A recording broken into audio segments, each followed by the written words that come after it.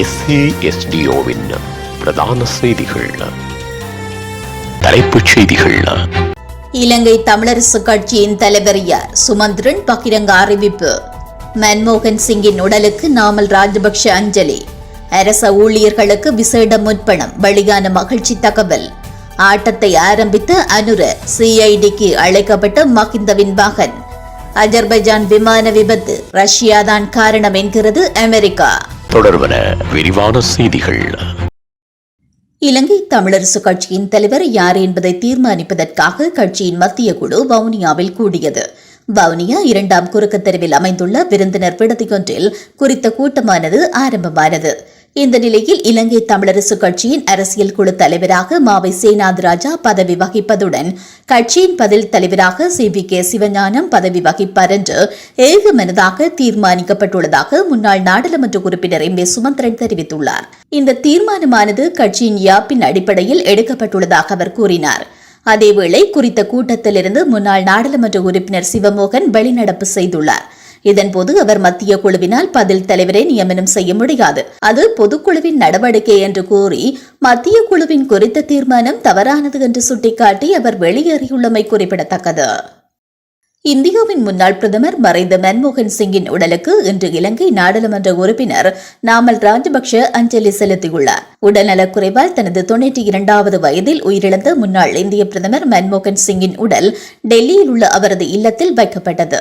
இந்த நிலையில் இலங்கையின் முன்னாள் ஜனாதிபதி ரணில் விக்ரமசிங்க மறைந்த இந்தியாவின் முன்னாள் பிரதமர் மன்மோகன் சிங்கின் உடலுக்கு வெள்ளிக்கிழமை நேரில் சென்று அஞ்சலி செலுத்தினார். உடல்நலக்குறைவால் தனது 92வது வயதில் உயிரிழந்த முன்னாள் இந்திய பிரதமர் மன்மோகன் சிங்கின் உடல் டெல்லியில் உள்ள அவரது இல்லத்தில் வைக்கப்பட்டுள்ள நிலையில் அரசியல் தலைவர்கள் பலரும் இரங்கல் தெரிவித்து வருகின்றனர். 2025ஆம் ஆண்டிற்கான அரசு அதிகாரிகளுக்கு விசேட முற்பணத்தை வழங்க நடவடிக்கை எடுக்கப்பட்டுள்ளதாக பொது நிர்வாக மாகாண சபைகள் மற்றும் உள்ளூராட்சி அமைச்சு தெரிவித்துள்ளது. இதன்படி அரச உத்தியோகத்தர்களுக்கு 4000 ரூபாவிற்கு மிகாமல் விசேட முற்பணமாக வழங்க அரசாங்கம் நடவடிக்கை எடுத்துள்ளதாக அதன் செயலாளர் அலோக பண்டார விடுத்துள்ள சுற்றறிக்கையில் குறிப்பிடப்பட்டுள்ளது. இந்த முற்பணம் வழங்கும் நடவடிக்கை 2025ஆம் ஆண்டு ஜனவரி 1ஆம் தேதி தொடங்கி பிப்ரவரி 28ஆம் தேதி அன்று முடிவடையும் என்றும் குறித்த சுற்றறிக்கையில் தெரிவிக்கப்பட்டுள்ளது. குறித்த திகதிக்கு பின்னர் பணம் செலுத்தக்கூடாது என்று அமைச்சின் செயலாளர்கள், மாகாண பிரதம செயலாளர்கள் மற்றும் திணைக்கள தலைவர்களுக்கு சுற்றறிக்கை மூலம் அலோக பண்டார அறிவித்துள்ளார். முன்னாள் ஜனாதிபதி மஹிந்த ராஜபக்ஷவின் மகன் ஜோசித ராஜபக்ஷவை குற்றப்புலனாய்வு திணைக்களத்தில் முன்னிலையாகுமாறு அழைப்பு விடுக்கப்பட்டுள்ளது. சட்டவிரோத சொத்துக்களை பெற்றுக்கொண்ட சம்பவம் தொடர்பான விசாரணைகளுக்காக குறித்த அழைப்பு விடுக்கப்பட்டுள்ளது. இதன் அடிப்படையில் எதிர்வரும் 1ஆம் தேதி குற்றப்புலனாய்வு திணைக்களத்தில் முன்னிலையாகுமாறு தெரிவிக்கப்பட்டுள்ளது. அத்துடன் பாரிய நிதி மோசடி மற்றும் கொலை சம்பவங்கள் உள்ளிட்ட பல்வேறு குற்றச்சாட்டுகளுடன் தொடர்புடைய 5 முன்னாள் அமைச்சர்களின் விசாரணைகளை துரிதப்படுத்த அரசாங்கம் கவனம் செலுத்தி வருவதாகவும் அண்மையில் தெரிவிக்கப்பட்டுள்ளது. குறித்து 5 பேர் தொடர்பில் கிடைக்கப்பெற்ற முறைப்பாடுகள் மற்றும் தகவல் அறிக்கைகளின் அடிப்படையில் விசாரணைகள் ஆரம்பிக்கப்பட உள்ளதாக அரசாங்க தகவல்கள் சுட்டிக்காட்டியிருந்தமையும் குறிப்பிடத்தக்கது. உலகச் செய்திகள்.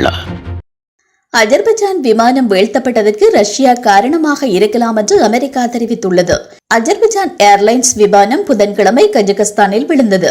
அதில் ரஷ்யாவிற்கு தொடர்பிருக்கலாம் என்பதை முன்னோடி புலனாய்வுகள் காட்டுவதாக வெள்ளை மாளிகை பேச்சாளர் ஜான் ஹெர்பி கூறியுள்ளார். புலனாய்வில் அமெரிக்கா உதவியதாக தெரிவித்துள்ளார். இதேவேளை கஸ்பியன் கடல் வழியாக கஜகஸ்தானுக்கு திருப்பி விடப்பட்ட அஜர்பைஜான் விமானம் கஜகஸ்தானில் விபத்திற்குள்ளானது. அதற்கு முன்பு செசன்யாவில் தரையிறங்க முயன்ற விமானம் ரஷ்யாவின் ஆகாய தற்காப்பு கூட்டமைப்பின் தாக்குதலுக்கு உள்ளாகியிருக்கலாம் என்று கூறப்படுகிறது. எனினும் அது பற்றி கருத்து கூற கிரெம்ளின் மறுத்துவிட்டது. அதேவேளை உக்ரைனின் ஆளில்லா வானூர்தி தாக்குதல் நீடிக்கும் செசன்யாவின் சூழல் மிகவும் சிக்கலானது என்று ரஷ்ய விமான போக்குவரத்து அமைப்பு தெரிவித்துள்ளது. மீண்டும் தலைப்புச் செய்திகள். இலங்கை தமிழரசு கட்சியின் தலைவர் யார்? சுமந்திரன் பகிரங்க அறிவிப்பு. மன்மோகன் சிங்கின் உடலுக்கு நாமல் ராஜபக்ஷ அஞ்சலி. அரச ஊழியர்களுக்கு விசேட முற்பணம், வெளியான மகிழ்ச்சி தகவல். ஆட்டத்தை ஆரம்பித்த அனுர, CIDக்கு அழைக்கப்பட்ட மஹிந்தவின் மகன். அஜர்பைஜான் விமான விபத்து, ரஷ்யாதான் காரணம் என்கிறது அமெரிக்கா.